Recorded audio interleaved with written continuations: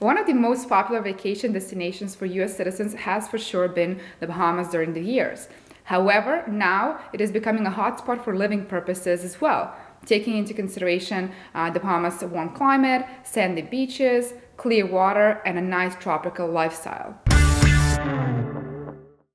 Combining that with the fact that Bahamas does not impose any taxes on its residents makes it an even more attractive destination for many expats. Today, we're going to be talking about the advantages of living in the Bahamas for US citizens. My name is Jelena. I'm a strategy manager here at Nomad Capitalist, and we help 7- and 8-figure entrepreneurs go where they're treated best. Now, while Bahamas is a very desirable location, it also has a high price point, both when it comes to the cost of living and obtaining residence there. It is said that the cost of living in the Bahamas is approximately 26% higher than it is in the United States. And when it comes to obtaining residence, you can either buy a property in the Bahamas or invest in various sectors of the country's economy, such as medicine or tourism. One of the most popular ways to apply for residence is definitely to purchase a property in the Bahamas. According to the official website of the government of the Bahamas, expats must make a minimum capital investment of $500,000 to qualify for permanent residency.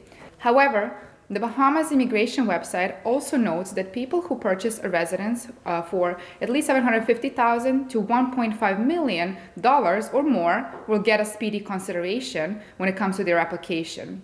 With that amount of investment, the government guarantees a response within 21 days of submission of the complete application. However, in practice, that may not always be the case. Now, purchasing a property this way will generally get you a permanent residence right away and give you the option to live full-time in the Bahamas if you want to. Besides the investment, you will also need to have a clean criminal record.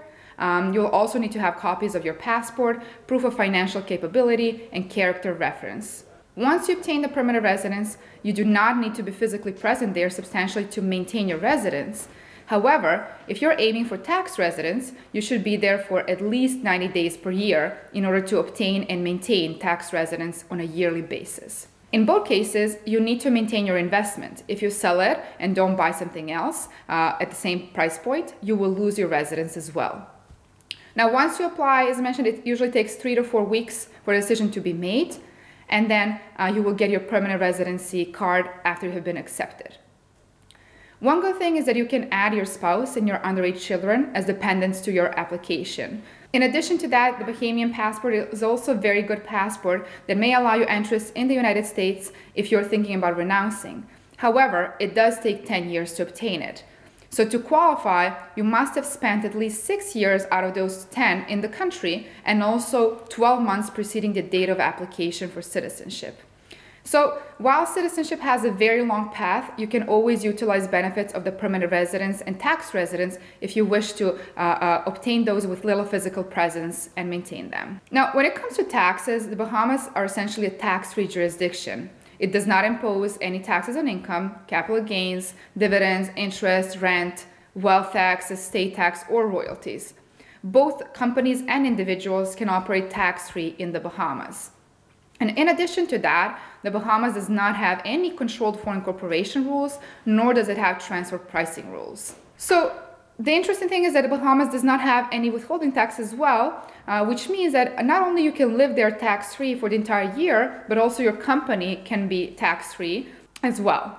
It is, however, important to note that the Bahamas does impose property taxes. The property tax rate in the Bahamas ranges depending on the property's price. The first $250,000 spent on a property are tax exempt. And then the next $250,000 up to $500,000 is taxed at something like 0.6%. And the properties that exceed that amount are taxed at 1%. In addition to that, one additional thing you need to be aware of is that employees and employers must contribute to the Bahamian National Insurance or Social Security. In total, it is about 8.8% that needs to be contributed. And this is going to be important for especially US citizens, and I'm going to touch upon that a bit later in this video. In addition to the taxes that I mentioned, companies, while they don't have corporate tax to pay, if they're operating in the Bahamas, they have to charge VAT or value-added tax. And it applies to the sale of most goods, supply of services, imports, and real property transactions. The standard rate of VAT was reduced from 12% to 10% as of January 2022.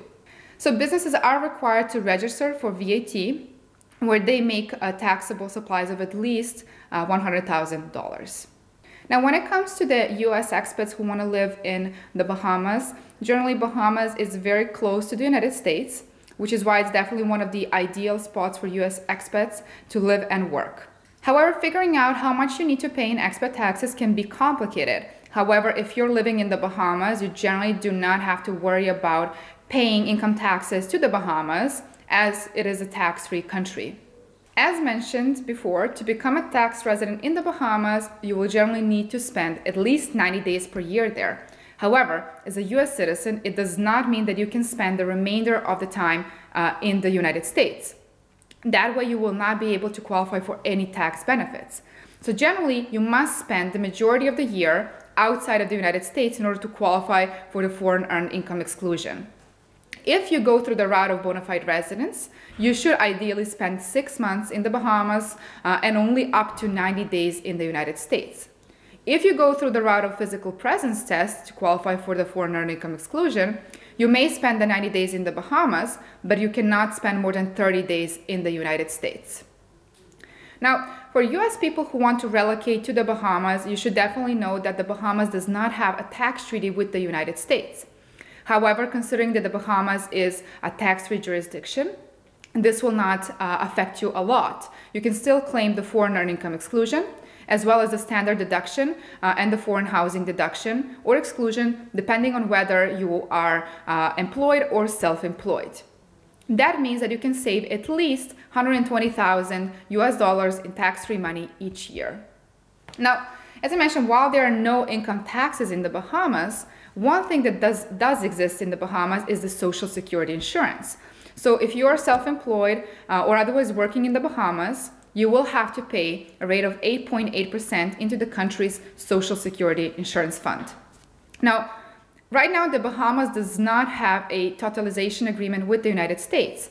And totalization agreements usually help US expats from paying Social Security taxes twice, which means that Americans who want to live in the Bahamas must contribute to both US and the Bahamian Social Security funds. And that will be kind of, when you look at it from that perspective, it could be a drawback when it comes to living in the Bahamas as a US citizen. So while there are generally no taxes in the Bahamas, US expats still have to worry about their US taxes, and normally you have to file taxes each year to the United States, submit all the forms that are needed. So the standard income tax form in the United States is Form 1040. So all US citizens and resident aliens must file the 1040 annually, even if you're living in a foreign country like the Bahamas or anywhere else. Now, you must file this 1040 by April 15th. However, US expats who live abroad full-time or work abroad do get an extension of about 2 months, so you can file until June 15th. However, that does not alleviate your tax burden, nor does that mean that you have to have until June 15th to pay your taxes. You still have to pay your taxes that are due, or approximately what they're due, by April 15th to avoid any interest occurring on your tax due or any penalties whatsoever. Now, in addition to that, you must also file an FBAR if you hold foreign bank accounts and you had at least $10,000 or more in one or across multiple foreign bank accounts at any point during the past tax year. Now, you may also have additional forms to file as a US citizen depending on your situation and your assets, where your holdings are located, and what type of assets you own. And this is something that should definitely be kind of discussed with your CPA. However, if you're thinking about relocating from the United States, but you do not want to go far away from your home, nor do you want to complicate your tax situation, the Bahamas program might be a good fit for you at that point. As mentioned, permanent residence is granted for the duration of your life unless you withdraw your investment. So as long as you keep your investment, you will be able to live and work in the Bahamas tax-free and enjoy sandy beaches every day.